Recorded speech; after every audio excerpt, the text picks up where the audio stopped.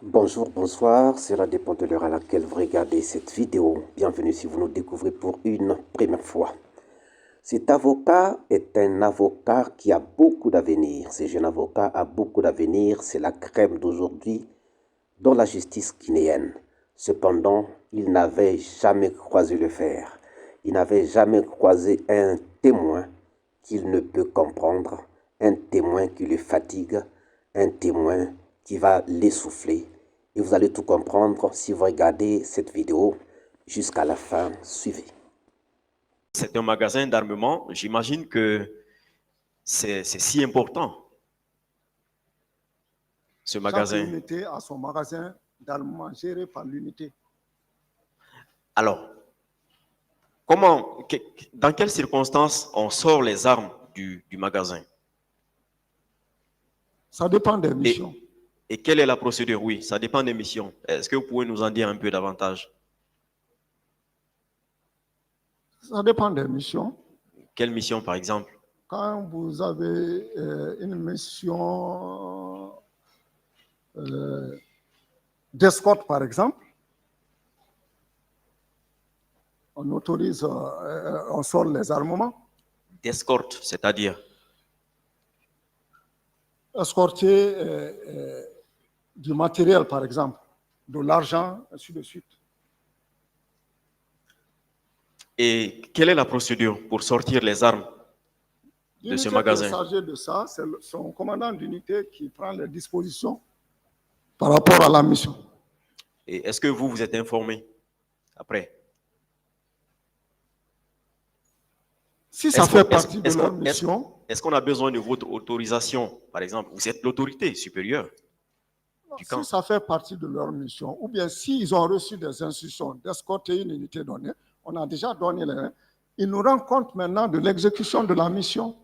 Mais comment est-ce qu'ils peuvent vous rendre compte d'une mission que vous n'avez pas validée? C'est que ça fait partie de leur mission, c'est leur rôle habituel, ou ça vient d'en haut. Mais le en haut, c'est vous, non? Il y a plus haut que moi aussi. Donc on peut vous sauter? Non, il passe par moi. Quand le chef d'état-major m'ordonne pour désigner une unité pour une mission d'escorte, c'est à moi de... Oui, je comprends. De façon pratique, oui. Expliquez-nous, on veut comprendre. Quand il y a besoin de sortir des armes du magasin, on s'adresse à qui?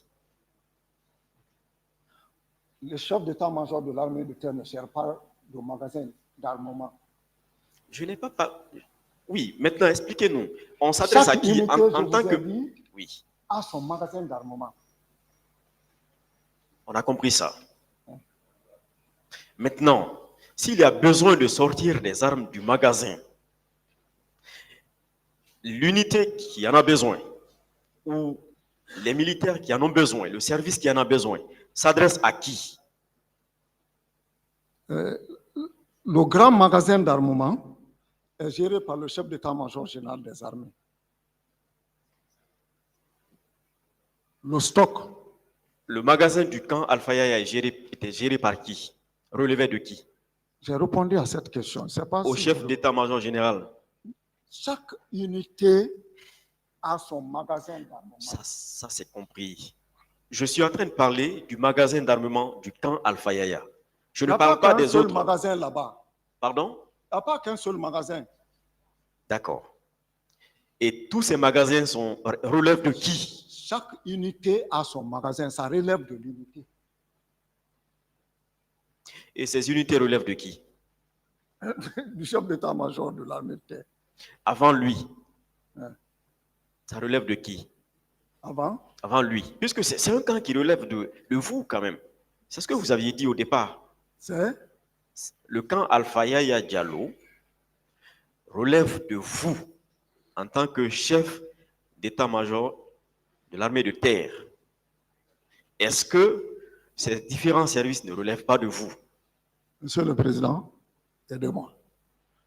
J'ai expliqué clairement. Chaque unité. Il ne peut pas vous aider. Oui, vous savez, c'est vous qui répondez. S'il vous plaît, il ne m'a pas compris. S'il vous plaît, oui. Voilà, je veux vous aider. Oui. écoutez sa question Oui. très bien, Oui. essayez de comprendre sa question, Oui. répondez qu'à la question. Vous voulez que je vous aide, non? Oui. Voilà. Parce que si vous touchez à plusieurs choses à la fois, voilà, il veut comprendre quelque chose. Suivez-le très bien et essayez. Si vous ne comprenez pas sa question, dites-le. Donc, reprenez votre question. Merci, Monsieur le Président. Au camp Alpha Yaya Diallo, il y a plusieurs magasins. Ces magasins, le camp Alpha Yaya Diallo relève de vous, donc de l'état-major de l'armée de terre. Donc, est-ce que ces différents magasins au haut de l'échelle relèvent de vous, donc de ces différents services relèvent de vous? Oui ou non? Les magasins ne relèvent pas de moi. Ok. Est-ce qu'il y a un magasin, au moins un seul parmi ces magasins, qui a son service qui relève de vous? Non. Quels sont les services qui ont des magasins d'armement là-bas? Chaque unité a son magasin d'armement. Citez-nous ces unités. L'artillerie. L'artillerie relève de qui? De moi. D'accord. Est-ce que pour sortir l'armement, d'accord, on a besoin que vous validiez? Parce qu'on parle d'armement et puis il s'agit du camp où le président, le chef de l'État, siège, est résident. Qu'est-ce que vous, donc on ne peut pas sortir. Vous voulez savoir réellement? Donc on ne peut pas sortir. Je ne sais pas ce qu'il veut dire. J'ai dit déjà que d'accord. magasin d'armement, c'est pas parce que je commande les unités. C'est bon, s'il vous plaît. D'accord, je poursuis. Qu'est-ce que vous voulez savoir réellement pour qu'on puisse avancer? Non, je poursuis, Monsieur le Président. Je poursuis. Alors, avant le 28 septembre, des armes ont été sorties du magasin ou d'un des magasins là-bas. Est-ce que vous étiez au courant? Non. Le commandant Toumba l'a dit dans son procès verbal d'interrogatoire. Au camp Alfaya, que des armes ont été sorties du magasin. Vous n'étiez pas au courant? Non. D'accord.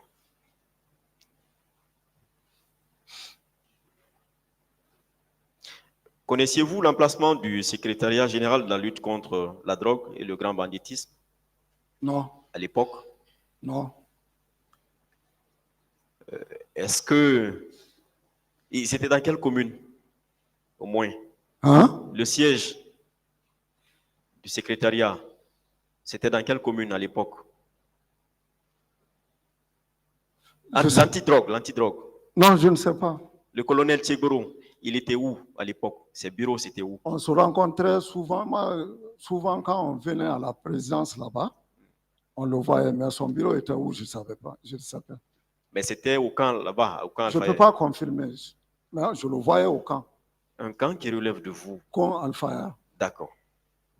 Est-ce que vous étiez au courant de l'arrestation de certains éléments de M. Toumba, du commandant Toumba à l'époque, par ceux du secrétariat général de la lutte contre la drogue? Non.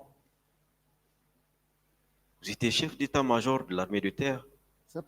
C'est entre militaires. Nous sommes les derniers à être informés de ces situations. Mais on était au courant de ces situations. Comment se fait-il que vous n'aviez pas été au courant de cela? Je n'étais pas au courant. D'accord. Est-ce que vous étiez au courant que des véhicules militaires avaient été volés par certains militaires? Non. À l'époque?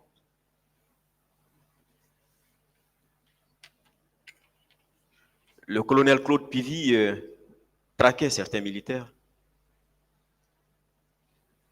Oui. Je ne suis pas au courant de ça. Des militaires qui...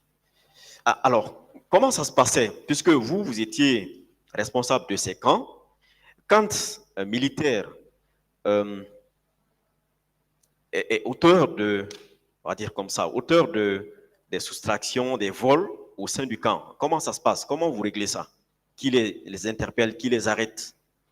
comment ça se passait? Je reprends. Oui, Moi, je ne commandais pas directement un militaire. j'ai pas dit ça. Je vous explique. Ok, allez-y. Suivez-moi. Oui. Chaque commandant d'unité a des hommes à sa disposition. S'il y a un problème là-bas, c'est au commandant d'unité de régler le problème. Si c'est nécessaire, ils rendent compte.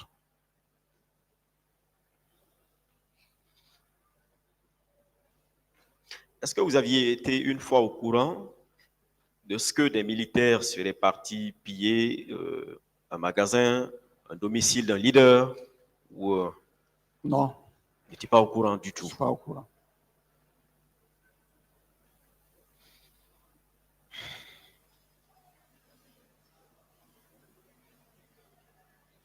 Dans la journée du 28 septembre, des militaires sont sortis du camp Alpha Yaya. Certains même du camp Samori, plus tard. Est-ce que vous étiez au courant? Non, Vous étiez au bureau toute la journée? j'étais au bureau toute la journée. Vous étiez avec qui? C'est seul dans mon bureau? Seul? Oui.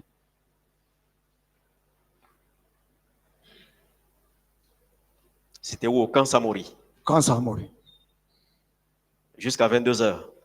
Jusqu'à 22h. Jusqu'à 22h, vous n'avez rencontré personne, aucun officier militaire, chef militaire.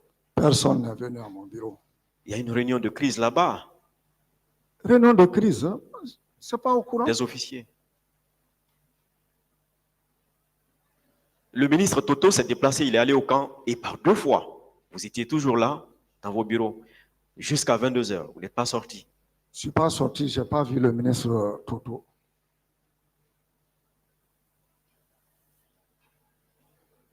Des camions, des corps ont été convoyés au camp Samori pendant la journée et même jusqu'à 19h. Vous étiez là. Vous n'étiez pas au courant? Je ne suis pas au courant. Vous n'êtes pas sorti. Non. Personne ne vous a appelé, ni votre subordonné, ni la hiérarchie ce jour, Non. pour vous dire au moins, mon général ou chef d'état-major de l'armée de terre, où est-ce que vous êtes? Est-ce que vous êtes au courant de ce qui se passe? Personne? Personne ne m'a appelé. Est-ce que vous avez cherché à appeler quelqu'un au moins pour en savoir, ne serait-ce que par curiosité, ce qu'il se passait, comment les choses se passaient? Non. Eh, mon général.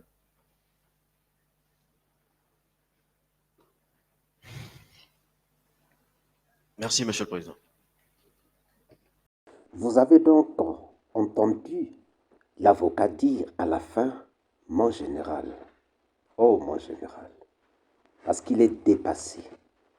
Il n'arrive pas à comprendre qu'il se trouve en face d'un chef d'état-major, mais qui ne sait absolument rien de ce qui s'était passé le 28 septembre 2009. Il est resté dans son bureau de 7h jusqu'à 22h. Il n'a reçu la visite de personne. Personne ne l'a appelé. Il n'a appelé personne. Les camions sont venus remplis de corps au camp. Il n'était pas au courant. Il n'était pas curieux pour aller voir. Son chef, donc le général Toto, disons un responsable, est arrivé là pour venir voir les corps. Lui était cloîtré dans son bureau. Il n'est pas descendu. Donc il n'est au courant de rien. C'est très étonnant.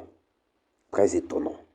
Nous sommes en train de suivre dans ces procès des massacres du 28 septembre 2009 des généraux qui sont en train de nous prouver qu'effectivement le régime de Dadis Camara était un régime qui avait emmené une grande maladie. C'était une gangrène donc pour la Guinée.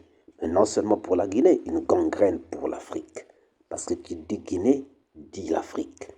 Et c'est pour cela qu'il faut commencer à décrier ces choses de sorte que ce genre de choses n'arrivent plus jamais en Afrique, que ce genre de choses n'arrivent plus jamais en Guinée, que ce genre de choses n'arrivent plus jamais dans un seul pays africain. Alors, que pensez-vous donc de ce témoin? Ce témoin peut-il apporter la vérité? Ce témoin n'est-il pas suspect? Ce témoin ne cache-t-il pas quelque chose? Nous attendons vos réponses dans les commentaires. Si cette vidéo vous a plu, ne manquez pas de laisser vos pouces bleus, de commenter, de partager. Si vous n'êtes pas encore abonné, c'est le moment pour vous de vous abonner et surtout de ne pas manquer d'activer la cloche de notification afin d'être averti à temps réel de toutes nos prochaines publications. Quant à moi, je vous dis à très bientôt pour une nouvelle capsule. Ciao!